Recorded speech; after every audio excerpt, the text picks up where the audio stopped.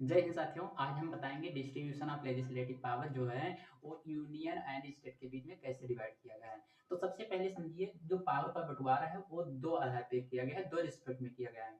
एक क्षेत्र के आधार पे और एक सब्जेक्ट मैटर के आधार पे। अब क्षेत्र यानी कि टेरिटरी के आधार पे जो कानून बनाने का अधिकार है वो स्टेट को तो है ही, लेकिन जब एक्स्ट्रा एक्स्ट्रा टेरिटोरियल ज्यूरिसडिक्शन की बात करें तो आर्टिकल 245 क्लॉज 2 में A H Wadia versus income tax commissioner के केस में बता दिया गया है कि जो कानून एक्स्ट्रा टेरिटोरियल का ज्यूरिसडिक्शन है उस पर कानून बनाने का अधिकार पार्लियामेंट को है। इसके बाद में सब्जेक्ट मैटर के आधार पे आ जाइए, तो सब्जेक्ट मैटर यानी कि जो 7th शेड्यूल है उसमें तीन लिस्ट दी गई हैं। 7th शेड्यूल में तीन लिस्ट दी गई हैं, यूनियन, स्टेट, कॉन्करेंट। इसमें यूनियन में पार्लियामेंट कानून बनाएगी, स्टेट में स्टेट लेजिस्लेचर कानून बनाएगा, कॉन्करेंट लिस्ट में दोनों कानून बनाएंगे। इसके बाद में आता है रेजिड्यूटिव पावर। रेजिड्यूटिव पावर क्या होता है? तो देखिए, जो यूनियन और स्टेट के बावजूद जो कानून बनाने का जो बात है, यानी कि कानून बनाने अलग से कानून बनाया जाता है जो यूनियन और स्टेट लिस्ट में नहीं आता और यहाँ तक कि कॉन्करेंट लिस्ट में भी नहीं आता है, उसमें पार्लियामेंट को अधिकार दिया गया है कि कानून बनाएगी, जिसे लेजिस्लेटिव पावर कहते हैं। लेजिस्लेटिव पावर जो है एक्सक्लूसिव कर दिया गया है पार्लियामेंट को।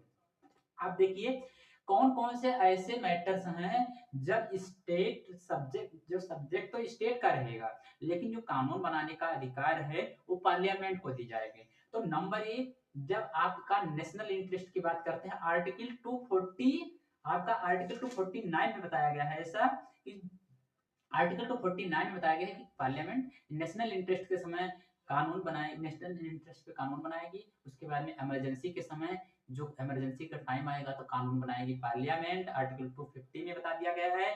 इसके बाद में छोटा भाई इतना सुन लिया, उसके बाद में आप समझिए, अब कानून बनाने का अधिकार बचता है एग्रीमेंट करके। पार्लियामेंट एग्रीमेंट करेगी स्टेट के साथ, कानून बना देगी। ऐसा आर्टिकल 250 ऐसा आर्टिकल 252 में बताया गया है। अब देखिए, एग्रीमेंट करके फिर डिप्लोमेटिक मैटर्स के आधार पे, डिप्लोमेटिक मतलब आप समझ सकते हैं जो इंटरनेशनल कन्वेंशनल होते हैं, उसमें जो पार्लियामेंट को है पावर है वो एक्सक्लूसिव कर दी गई, दे दी गई है, उसमें पार्लियामेंट कानून बनाएगी। अब आगे देखिए, जब ये सब कानून बन गया, आखिरी में बचता है जब स्टेट लेजिस्लेचर को जो कानून बनाने का अधिकार है वो इंडियन कॉन्स्टिट्यूशन में दिया गया है, उसमें अगर कानून बनाने से वो फेल होती है तो पार्लियामेंट को पावर दी जाती है कि अब आप कानून बना दीजिए इस पे भी, क्योंकि हमारे द्वारा जो कॉन्स्टिट्यूशन में जो पावर दी गई थी उससे मैं फेल हो रहा हूँ, तो कानून बना देगी पार्लियामेंट। वीडियो कैसा लगा लाइक करके जरूर बताएं।